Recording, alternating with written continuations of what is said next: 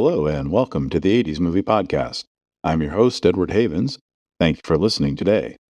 On this episode, we're going to complete our miniseries on the Nightmare on Elm Street series with a discussion between myself and Jeff Townsend, the indie podfather, about these movies.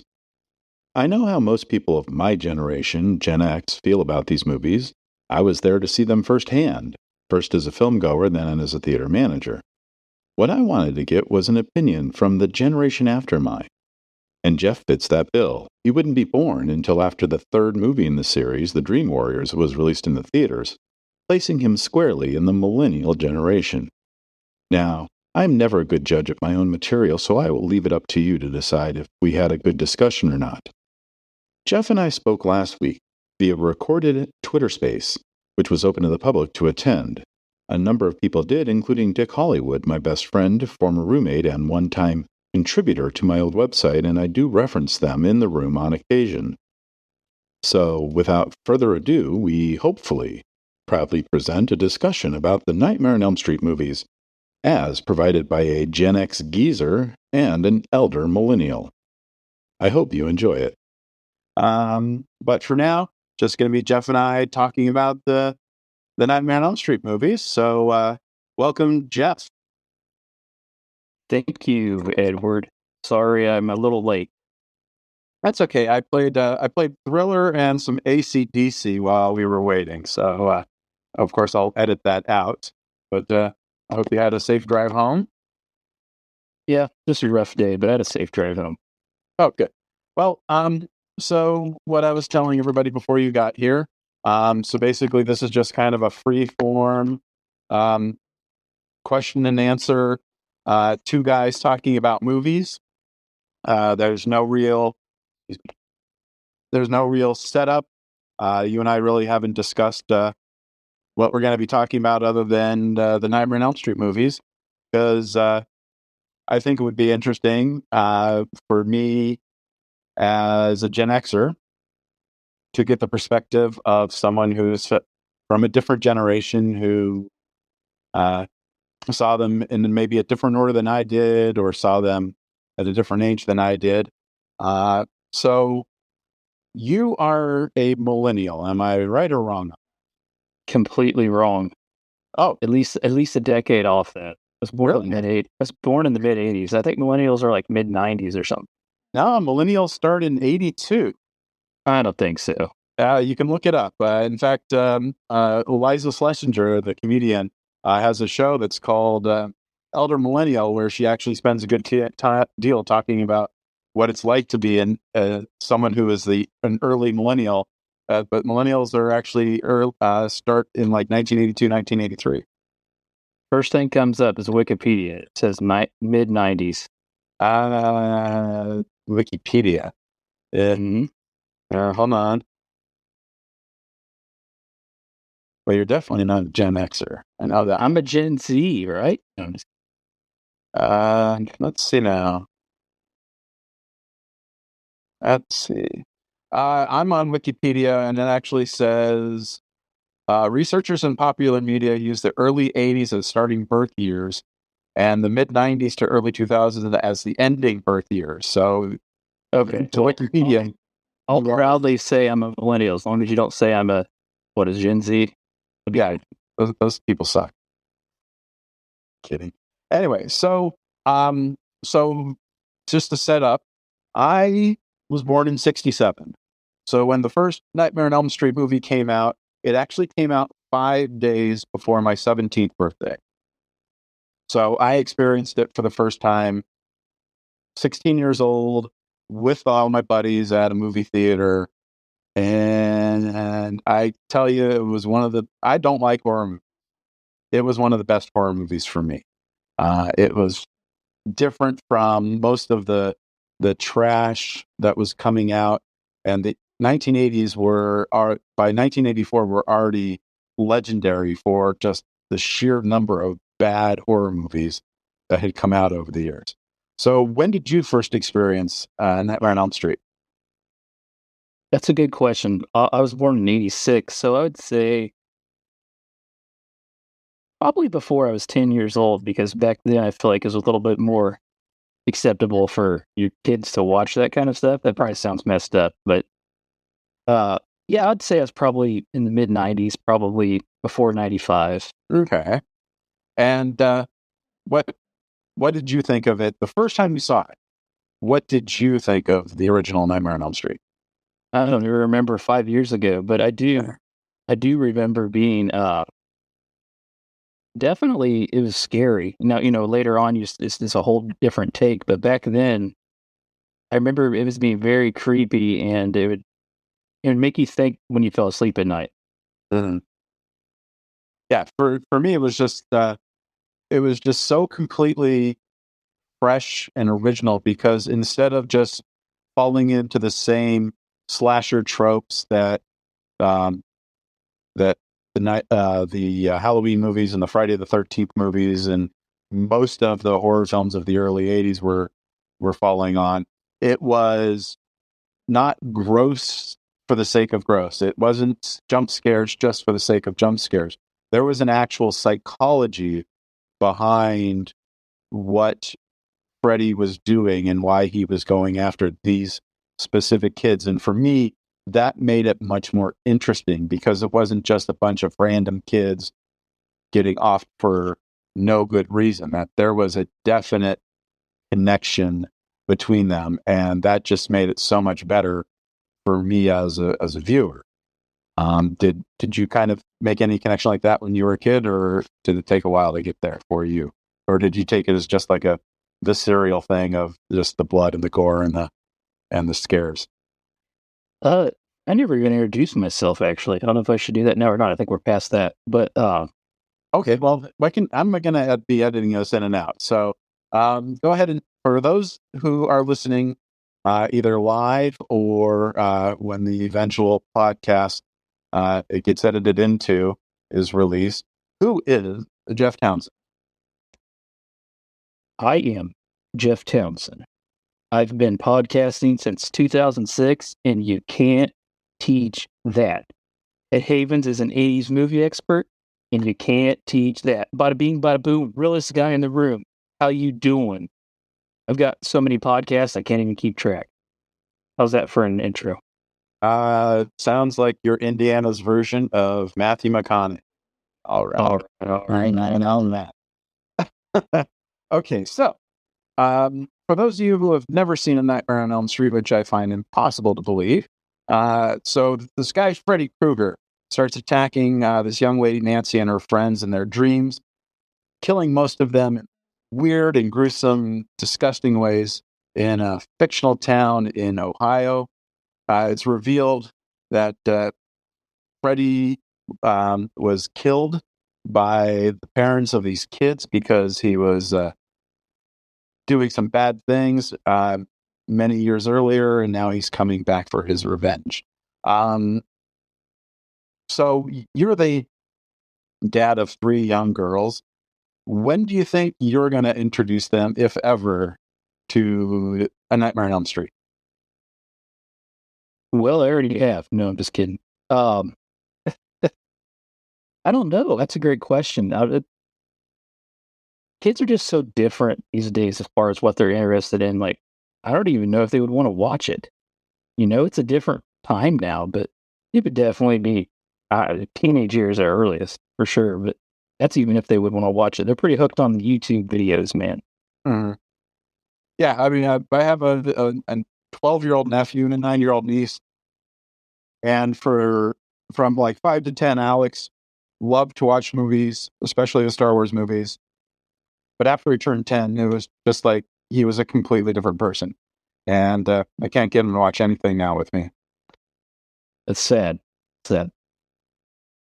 All right, so um, have you seen all of the Nightmare on Elm Street movies? Well, let me answer your previous question of like, but I put the connection together. Okay. No, but I remember the Elm Street thing because 2 streets over from my house was Elm Street, so I thought that was pretty freaking creepy. And yeah, I've seen every single movie, even the Jason one, the crossover.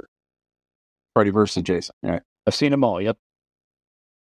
Okay. Well, in a little bit, I'll ask you about your favorites. But What about Nightmare on Elm Street Part 2, Freddy's Revenge? Remember that one at all? Yes. I remember obviously it goes to a new family, right?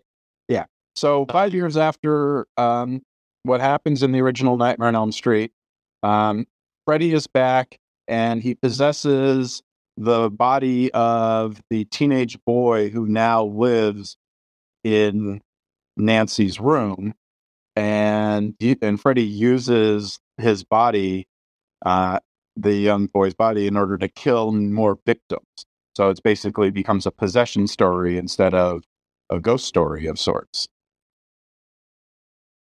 This is the movie where it's the scene in the hallway, right, where his veins are. Am I right or am I wrong here?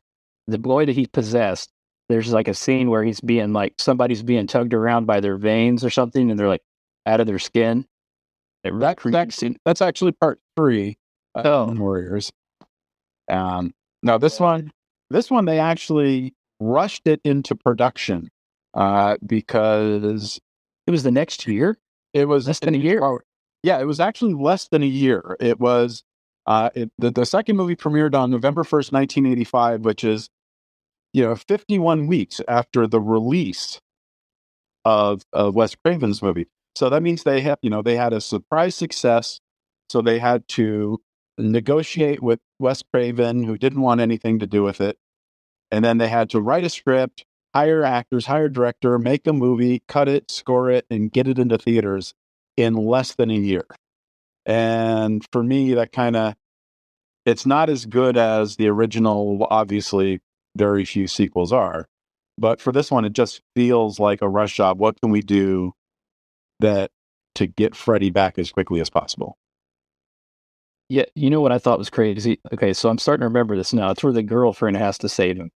I think what's crazy about this when I think about it is a lot of times when you have a big hit like that, obviously it's another low budget film. I mean, not quite as low as Halloween or something, but usually when that second one comes out, it has a lot of hype. And a lot of times just based off that hype, it will outperform the first as far as the box office. But if I'm remembering correctly, like it wasn't even like half the box office, was it?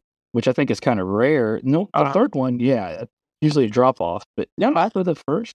No, actually, the second one did. I'll have to look at the exact numbers real quick, but the second one did much better than the original in terms of like opening, simply because the original Nightmare on Elm Street didn't open as wide as the second movie did, because New Line was a small independent distributor in 1984. And this was literally Freddy Krueger was their first big hit. They'd been releasing movies for a decade. They'd done movies with John Waters and a bunch of other people. But yeah, the original only opened in 165 theaters and eventually grossed $25 million after like 5 months.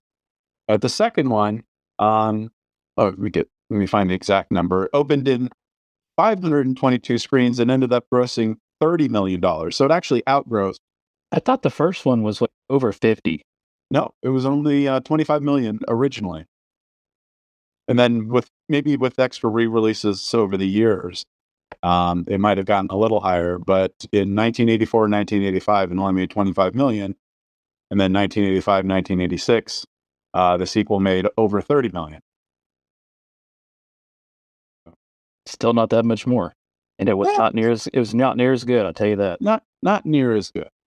And then the third one we had was Nightmare on Elm Street Dream Warriors, where Wes Craven actually came back to help write the storyline. And for me, it's one of the reasons why I think it's one of the better sequels, is because you actually had some involvement with Wes Craven, who, if you may or may not know, was actually a philosophy student in college before he became a filmmaker. And that's one of the reasons I like the movies that Wes Craven's involved in, because it isn't just cookie cutter, let's kill a bunch of teenagers. It's actually got reasoning and thought behind it. So the third one is actually the one with Patricia Arquette. It's one of her first movies, Academy Award winner for Boyhood, part of that whole Arquette clan. but she's in a mental institution with several other teenagers from the same city. Nancy from the first movie comes to work as an intern, and Freddie starts trying to kill off all of the remaining kids from the small town, and you discover in the movie how Freddie came to be.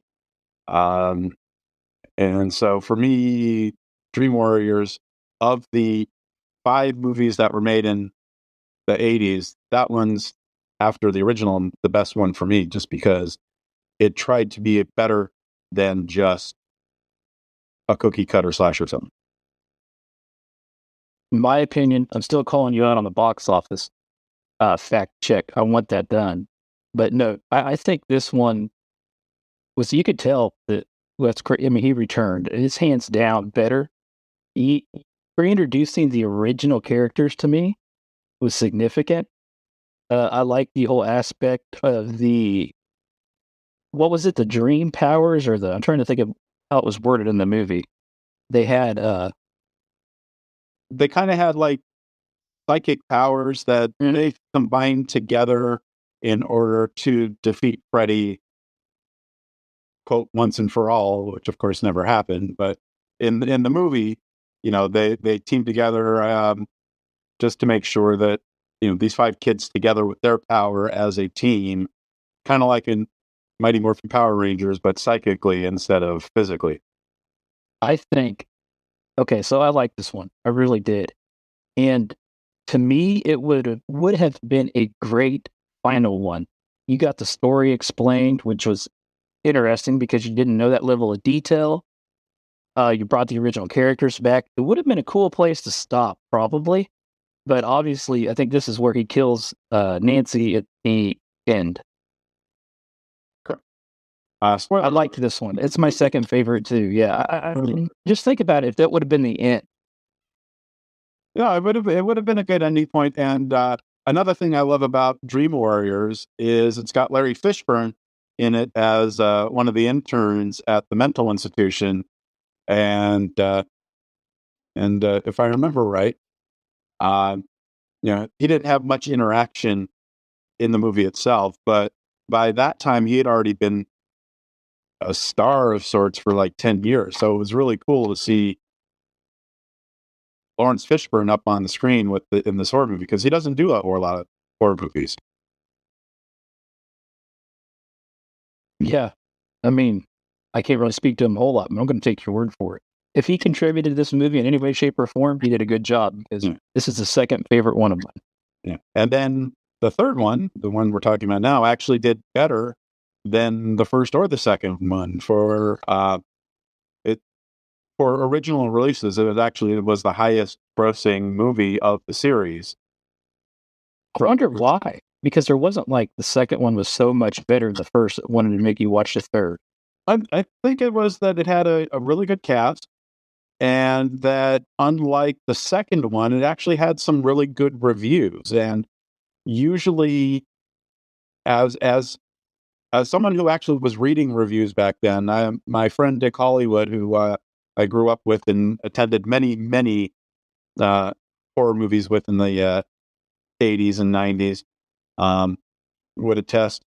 I think it's just a matter of when a horror movie gets more critical praise, that will drive people who are on the fence about horror movies to check it out. The first one got some great reviews. The second one, the buzz was not so great, but people were hyped up for it because it was a sequel to this movie that they loved, and it was already out like a year later. The third one came out like 15 months later, but didn't they spend a lot more money on it too? I mean, it seems like watching it, you can tell that they had spent more money on it, in my opinion. Yeah, so the first one cost $1 million to make. The second one cost $3 million, and this one, the third one, cost $4.5 million. Like a difference. So the budgets kept going up, but there were some great sequences. Like the one that I still remember, even though I haven't seen this movie in many years, is one of the characters, when they're fighting Freddy, all of a sudden she's got all of these syringes filled with drugs because she's in there because she has a drug problem, and she's got all these syringes sticking out of her arms all of a sudden with this glowing orange ooze inside that Freddy's trying to use to kill her. And just these were effects that they couldn't pull off in the first one simply because they didn't have the budget. That they really did a good job with not just spending more money, but spending it wisely so that the effects were more intricate and more interesting than the movies that had lower budgets that they couldn't do as much with. Yeah, and I don't know if this is around the time period where you could see advances in film and all that, but it definitely seemed to be different. Unfortunately, it just goes downhill after this. Yeah, unfortunately it does. Nightmare on Elm Street 4, The Dream Master, was directed by Rennie Harlan, would go on to direct Die Hard 2 and Cutthroat Island, and he became a pretty big action director there for a while. But this was his second movie after a movie he was supposed to make with Chuck Norris that ended up starring Chuck Norris's son instead because they couldn't afford Chuck Norris. But The Dream Master, we again see the ghost of Freddy Krueger's mom, who lets us know even more of how Freddy came to be. And this one had a $6.5 million budget, and they brought a whole bunch of characters back from the third movie and then killed them off right away. Yep. Which always pisses me off when the Alien 3, I love Alien 3, but it pissed me off that the first thing that happens is they kill off 3 of the better characters from the second movie. Yeah, and to my point earlier, it kind of feels like I said, the third one would have been a really good point to end it, but it kind of feels like this was a revamp to keep it going. Yeah. And then one of the things that apparently one of the reasons that this movie suffered was because there was an actual writer's strike in Hollywood while the film was in production. Because usually when films are being made, they can call up, if something's not working, they call up a writer and they say, hey, can you come up with something real quick? And they couldn't actually do that because from the time the movie was being shot till a week before it was getting released, they couldn't do any rewriting. So there was a lot of improvising on the set when things weren't working. And I think that's one of the reasons why the movie just fell apart at the wheels, is because they didn't really have a strong script. They were rushing to get it out again. But still, though, wasn't this like an 18-month turnaround? It was about 16, 17 months. But it was, this one actually did even more than 1, 2, or 3. It grossed almost $50 million and was the highest grossing Nightmare film until Freddy and Jason was released in 2003. Yeah, economy had changed too here, so yeah, I'm just shooting down some things. Can I tell you about the thing I hate about this movie? Sure. That's why you're here. So they did a good job. I feel like the power thing, I was like, okay, that's pretty cool. Then they just took that and they just defecated all over it in this movie and ruined that plot, I guess you could say. Because didn't she start getting like all these powers of everybody, and it just kind of ruined that for me.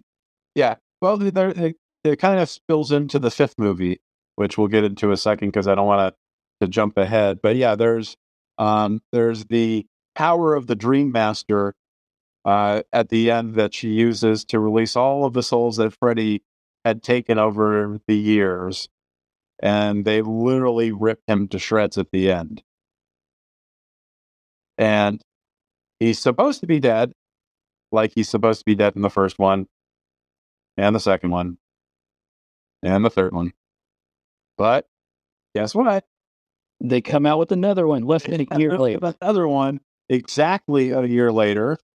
Nightmare on Elm Street 5, The Dream Child, which was directed by a guy named Stephen Hopkins, who, while this film didn't do so good, he actually went on to direct Predator 2 and Blown Away.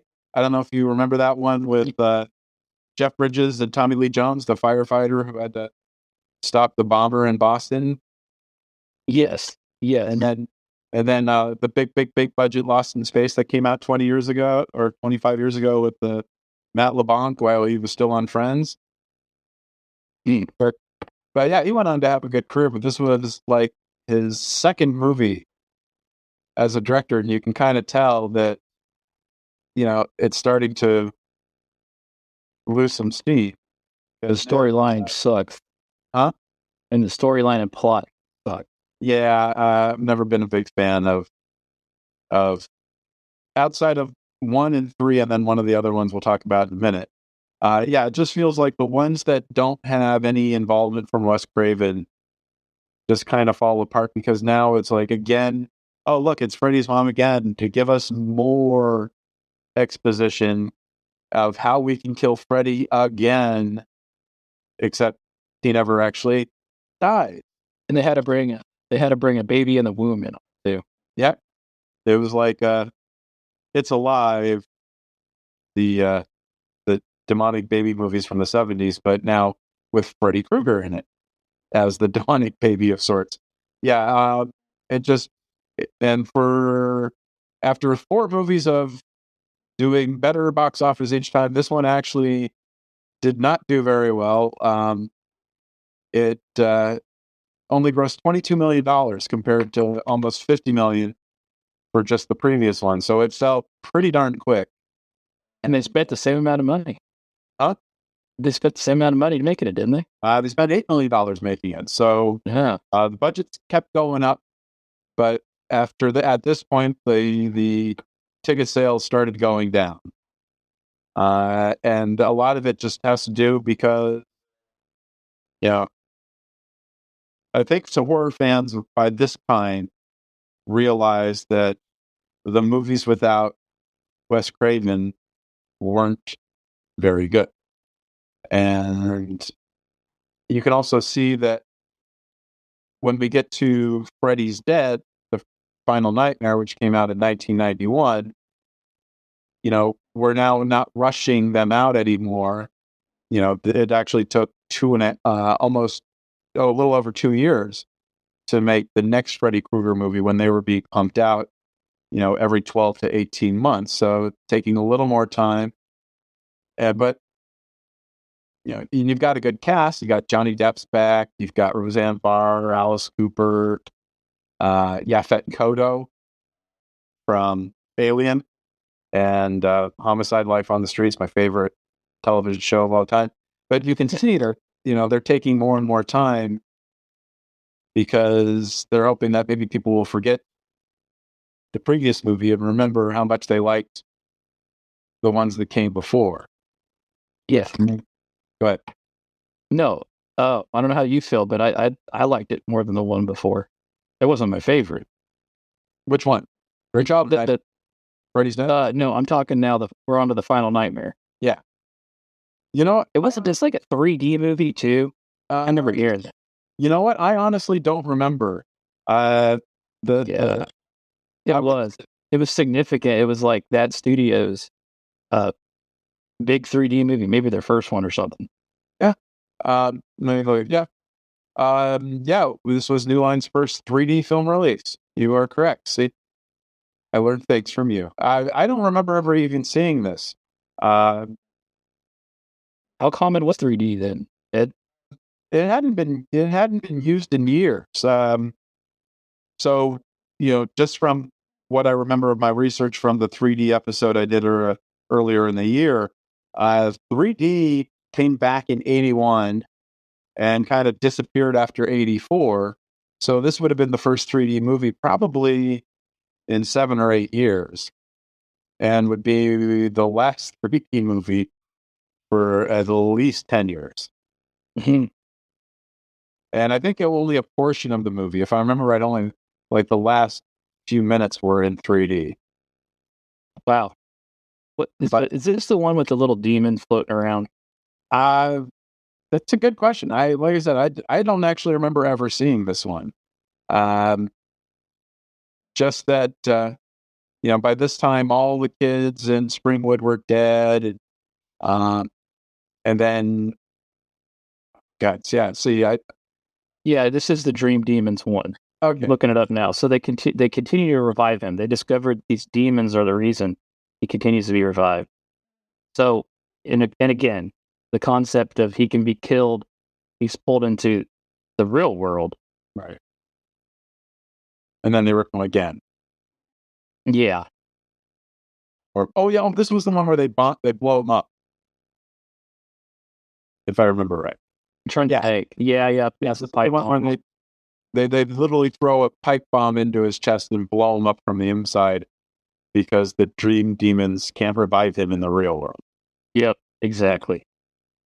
So yeah, that one I vaguely remember. Now that I'm talking to you, I remember a little more about it. I was thankfully the theater that I was working at the time. We didn't play it. It played it. Really? Played it because the theater that I was working at the time, the Beverly Center, had a competitor across the street. We were in the Beverly Center, and then there was a shopping center across the street called the Beverly Connection that had a 6-screen theater, and they played Freddy's Dead. And so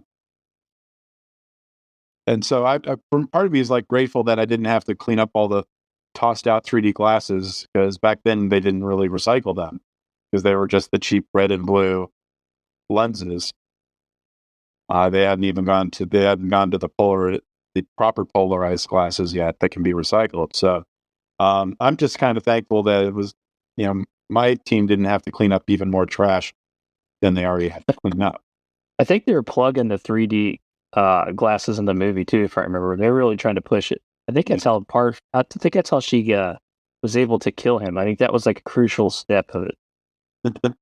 Possibly. Like I said, I certainly, also being as an 80s movie expert, this movie's from the 90s, so I can feign ignorance. But the next one, the one that came out in 1994, Wes Craven's New Nightmare, for me is actually the best movie in the series. I agree. I'm not sure how my friend Dick would feel. Maybe we'll bring him up in a minute if he wants to join us. But for me, this one was amazing because it wasn't trying to just be a copycat. It was trying to really mess with an audience's idea of what horror should be. And one of my favorite anecdotes about the movie came out in 1994. I was working for Landmark Theaters at the time, and I actually got to go to a trade screening of the movie about 2 months before the movie came out. And I was watching it at a theater in Los Angeles. And you remember there's a scene in the movie that takes place during the 1994 Los Angeles earthquake. Yes. And we actually had a minor earthquake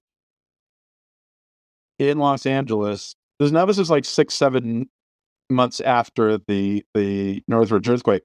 But we had like a 4-point-something earthquake, not a small one, but not a huge one, that actually hit the theater. Because the theater was like 3 miles from the epicenter of the Northridge earthquake.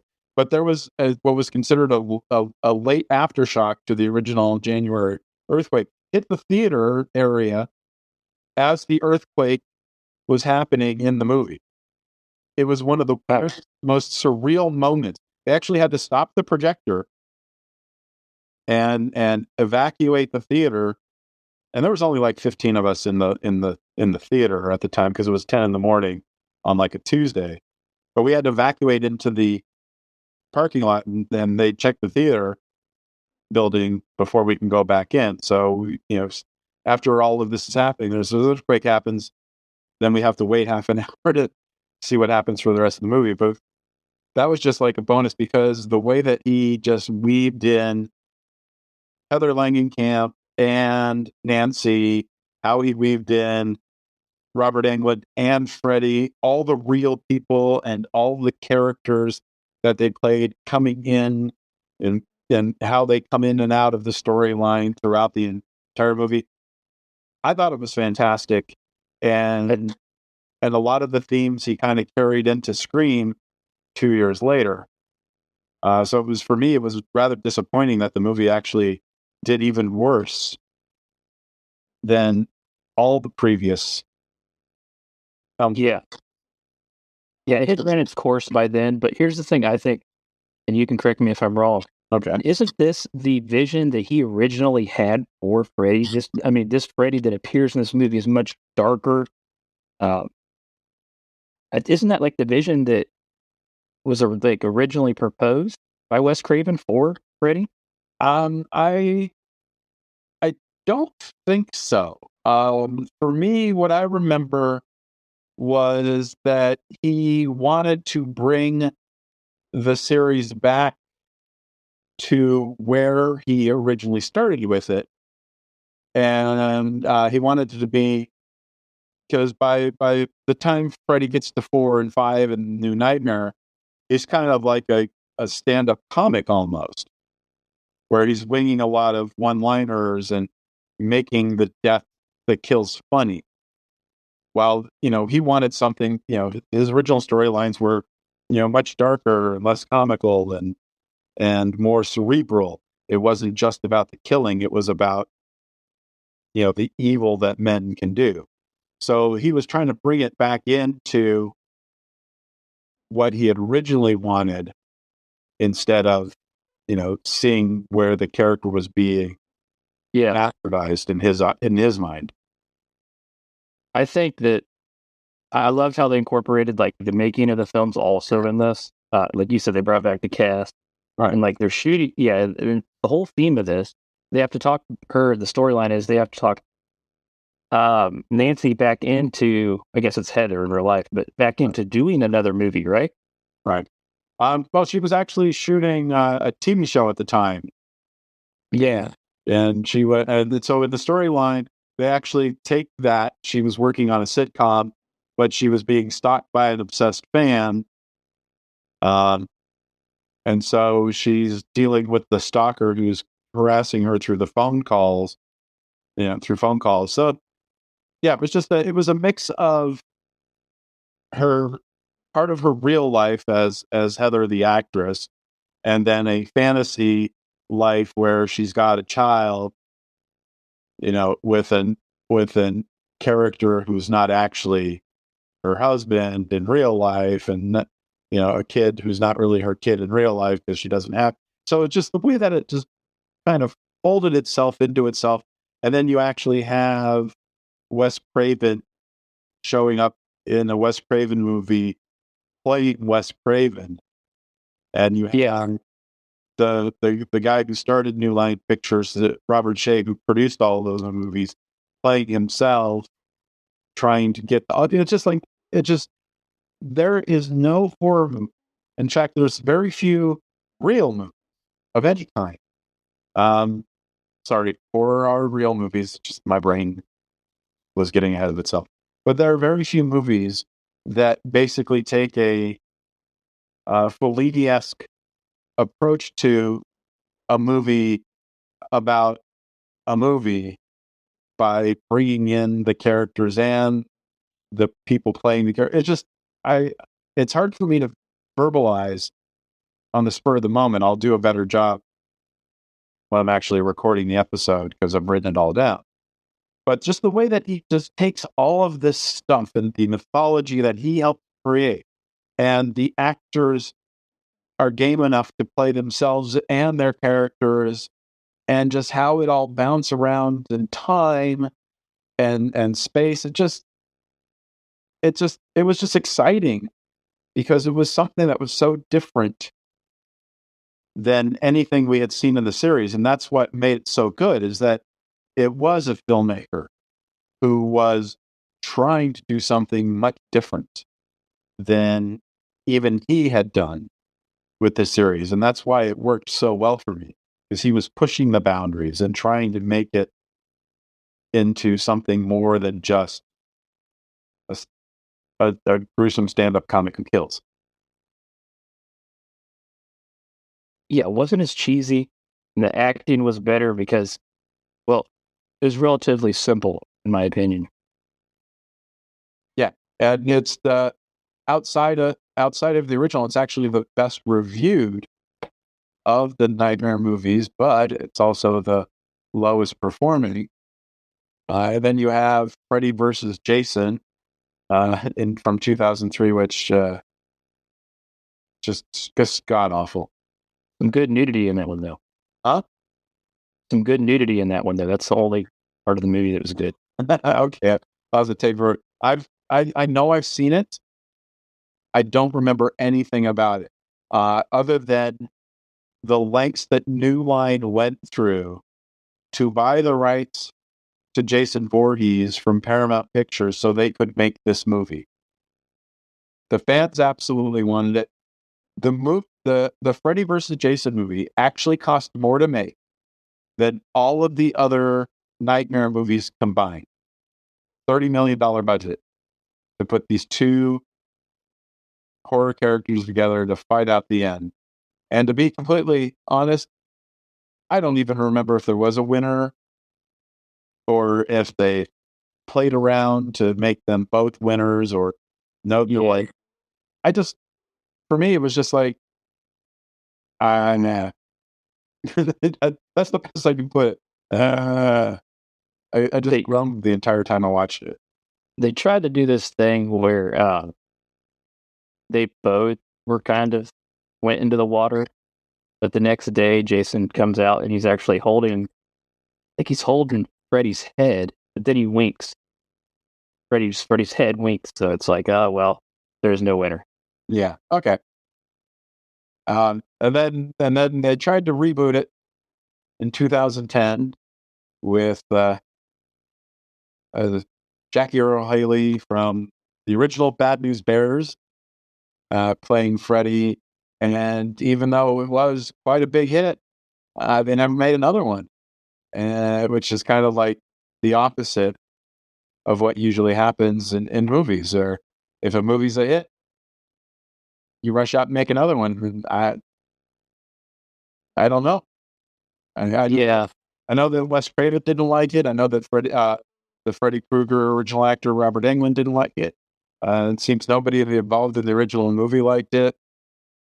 And even Robert Shea, the original producer of the first one, who New Line Pictures basically was the house that Freddy built, had nothing to do with it. So it's just like, if nobody's involved in the original and they didn't like it, it's probably a good chance it's not a good movie. Yeah. Interesting fact about Freddy versus Jason, though. Okay. The director was a Chinese fella, and I don't want to... Ronnie Yu? I don't want to pronounce it. Yeah, he actually worked on the movie Hong Kong and Bride of Chucky. Yeah. Oh, Ronnie Yu is actually a pretty well-known director in Hong Kong. He made a movie back in the 80s called Legacy of Rage, which was the first movie with Brandon Lee, Bruce Lee's son, who, of course, tragically died during the filming of The Crow. But he was actually was very well known filmmaker in Hong Kong. He did The Bride with White Hair in the mid '90s, which is a fantastic wuxia movie with Leslie Chung, who's a great actor, a great Hong Kong actor. And this was, I think, was like his third movie in America. And then he kind of left after it. He was going to make Snakes on a Plane. I do remember that much, and that would have been interesting. Ronnie, he actually appears in the A Nightmare on Elm Street reboot, the 2010 one. Okay. So kudos to that. But I will say this about that movie. I think that the last one there, that the reboot, was just like a worse version of the New Nightmare. Like, I understand where they're trying to go with it, but it was like, it went from like odd, creepy perversion to just downright dirty and creepy perversion in it. Yeah, it was disturbing. Yeah, that's one of the things reasons I'm not a fan of horror movies that have been made in the last 10 or 15 years, and they're just me. And that's why I like the Michael Myers, right? Like Halloween. It's not he. There's like that's not in the plot of him personally, his character at all. I mean, in the first Halloween movie, you don't know who he is. You don't know why he's killing anybody. The movie ends. The first movie ends. He's, you know, he has no relation to Laurie yet. You know, he's just a disturbed guy who's killing all of these people, and you have no idea why. And Yeah. that's kind of not the point. But in the Rob Zombie movies, it's just it's brutal for all the wrong reasons. I'm not against brutality in a movie as long as it serves a certain purpose, but Rob Zombie's movies seem to be just mean and brutal for no good reason other than to be mean and brutal and push boundaries. You know, how far can you take an R rating? Is like, and Rob Zombie was never a very good filmmaker to begin with. To segue this, I know you want me to talk about how I feel watching it today. I'll have a segue to that whenever you're ready. I'm ready.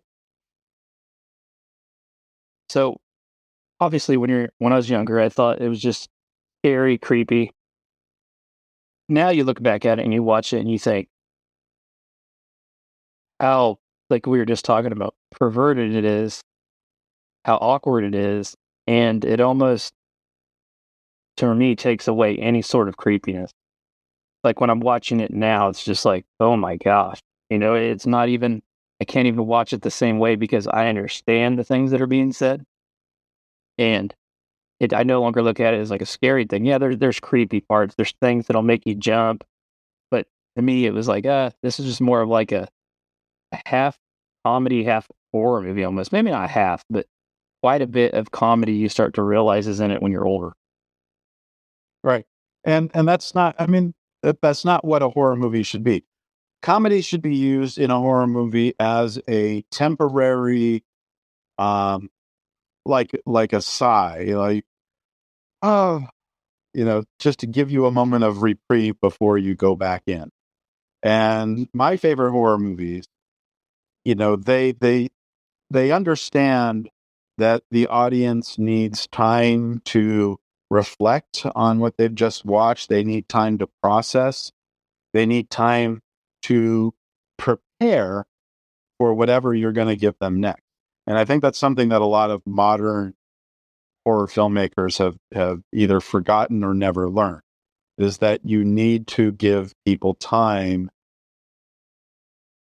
to get over what they just saw and get ready for what you want to present next. You know, they in Hollywood parlance, they call them beats. You know, you have certain beats that once you hit something, you give it time before you hit the next beat. Give it time before you hit the next beat. That way, people don't feel like they're being punished. Like Hostel. Just the Hostel movies, they're just brutal. The Human Centipede movies, they're just brutal. And it's like, what? They just seem to be like, how far can we take it? How horrible can we make things for the characters just continually before audiences just throw up their hands or throw up other things? And that's why I think the last horror movie I saw last weekend was Barbarian. Have you seen Barbarian yet? No, I haven't. So it's a horror movie. It's absolutely a horror movie, but there's very little gore. And ironically, it's written and directed by one of the guys from The Whitest Kids You Know, that sketch comedy troupe. Yeah. From years ago. And there's a lot of long takes and there's a lot of setup. And like the first half hour, you're just kind of getting to know these characters and nothing really bad happens. You're kind of wondering what's going on. And I've never seen the one movie The Whitest Kids You Know made years ago called Miss March. I never saw it. I'm not very familiar with them. But what I liked about Barbarian was that he gave you time to get to know the characters. Because if you just should throw a bunch of teenagers at the wall and then you start, stabbing them and shooting them with spears and other things, and you don't get to know the characters, you have no investment in their deaths. And Barbarian was interesting that the whole first part of the movie is nothing but setup. And so, in a sense, he's creating tension because you're going into a horror movie. So you're expecting something to happen, and then it doesn't happen. When is it going to happen? When is it going to happen? Oh my God. You know what I mean? And it's actually a really good film. My wife found it much more disturbing than I did because of certain things that happen in the movie that I think women will respond to differently than men. But in a sense, it was just like, it was a very effective modern horror film because it gave you the time to process what's going on. It gave you the time to get to know the characters so you could care about.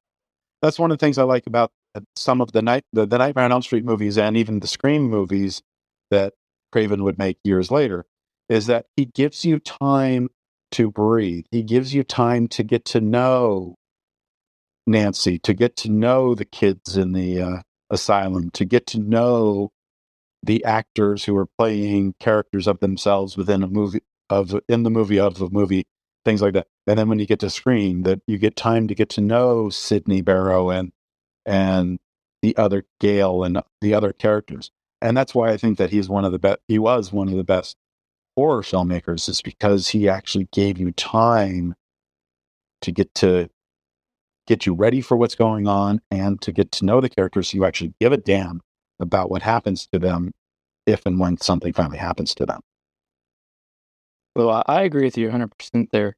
And I think that's the big difference in, I keep saying Halloween, but you have reoccurring characters of significant form, whereas in Nightmare on Elm Street, yeah, they kind of pop in later.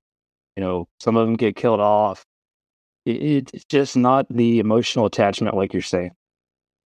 Yeah, because if you look at Scream, the first movie introduces several characters that then are used in the second movie and the third movie and the fourth movie and even the fifth movie that came out last year or this year, I don't remember.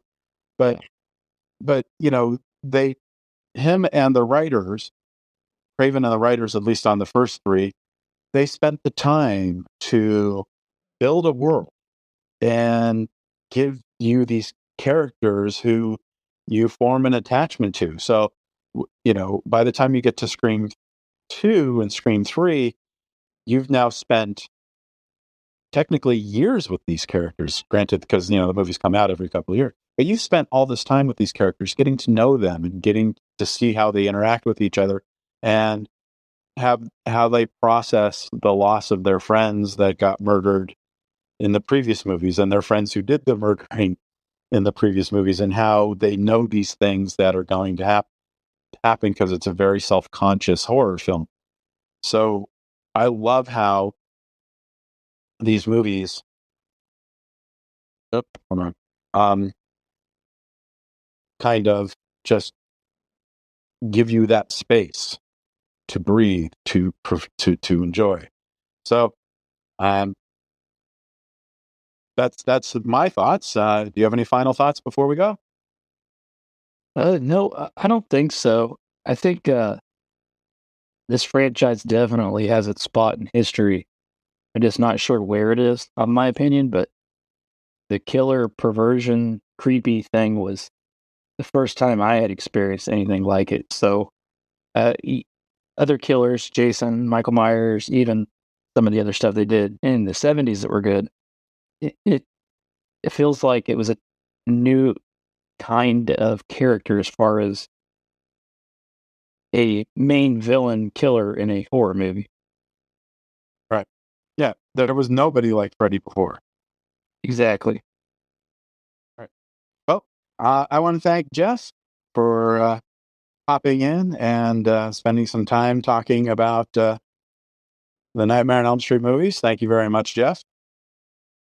Yeah, thanks for having me. Hopefully my lack of knowledge was not too bad, but nevertheless, I do like talking horror movies, so I appreciate having the opportunity to hang out with you. All right. Well, then you've got a year to prepare for the next year's recording of a brief history of the Friday the 13th movies. Ooh, I know those well. Okay. Well, then we'll talk more next year about those. Can't wait. All right. Thanks for coming aboard, Jeff. I'll talk to you later. Yep. See ya. Have a good night. And with that, we complete our short visit to Springwood, Ohio, and the dastardly deeds of one Freddy Krueger. Thank you for joining us. We'll talk again tomorrow when episode 92 on the little-remembered 1987 drama Positive ID is released. The 80s Movie Podcast has been researched, written, narrated, and edited by Edward Havens for Idiosyncratic Entertainment. Thank you again. Good night.